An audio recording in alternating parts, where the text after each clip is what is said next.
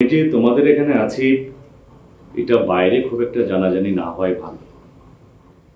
তোমার কাছে কেউ যদি জানতে চাই, তুমি বরং বলবে যে আমি তোমাদের দুঃসম্পর্কের কোনো আত্মীয়, কলকাতা থেকে এখানে কিছুদিনের জন্য বেড়াতে এসেছি।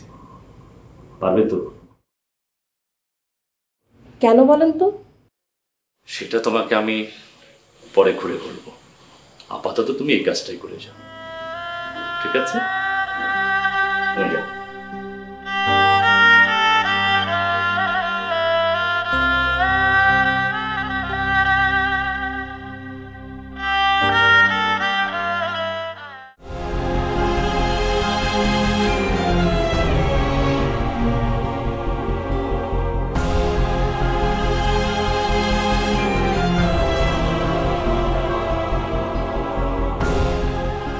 আরে গায়ে বসাই যে আমি আপনার কথাই চিন্তা করতেছিলাম। ওই বিষয় হচ্ছে কি, ওই বাড়ির একটা অংশ বিক্রির জন্যই আমি একটা খদ্দের ঠিক করেছি। আমি ভাবছিলাম আপনার সাথে তার একটু দেখা করাই দেব। সে কি কথা?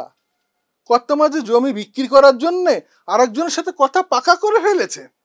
বলেন কি, পাকাপাকি করে ফেলেছেন? কই, আমাকে তো একবার জানালেন না। বাবা সুবোধ, কর্তামার সিদ্ধান্তই যেখানে চূড়ান্ত, সেখানে এ বিষয়ে আর কারোর সাথে আলাপ করার প্রয়োজন আছে কি?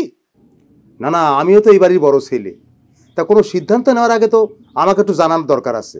আমি অপারগ, কর্তামার সিদ্ধান্তের বাইরে আমি এক পাও যেতে পারবো না।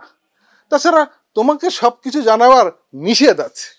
ও এই কথা, তাহলে আপনিও কান খুলে শুনে রাখেন নায়ব মশাই। এখন থেকে যে কোনো সিদ্ধান্ত নেওয়ার আগে আমাকে জানাতে হবে। আমি আমার বাড়ির একটা অংশ থেকেও পিছপা হব না, তা না হলে আমি আবার মতো করে ব্যবস্থা নেব।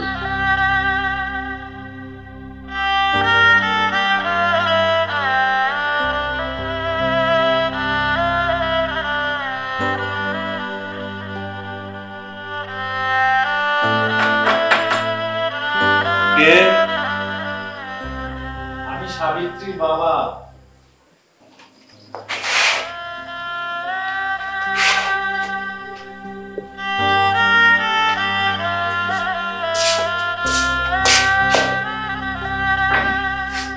নমস্কার।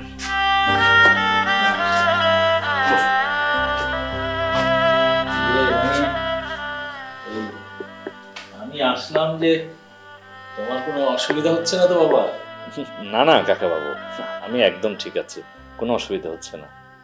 আমি আবার পরে এসে গল্প করবো তোমার সাথে। হ্যাঁ ঠিক আছে বাবা। আর শোনো, একেবারে নিজের বাড়ির মতো থাকবে, কোনো বিষয়ে কোনো লাজ করবে না। অসুবিধা নেই বাবা।